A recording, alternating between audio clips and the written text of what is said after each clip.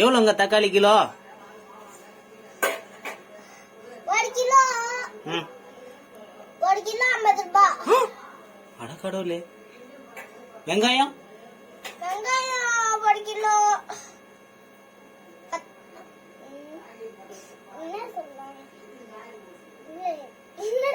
கடைக்காரனுக்கே மறந்து போச்சு. சரி வெங்காயத்தை விடுங்க. உருளைக்கிழங்கு எவ்வளோ? 30 ரூபாய். சரி ஓகே வெரி குட்.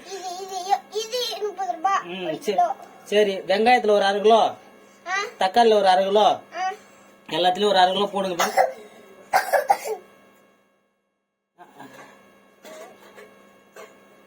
கேரட் எவ்வளோங்க? கேரட் 1 20. 1 10 ரூபாயா? உருளைக்கிழங்கு 1 20. 1 20 ரூபாயா? பரவாயில்லப்பா. சீக்கிரம் போச்சு கூட நீ.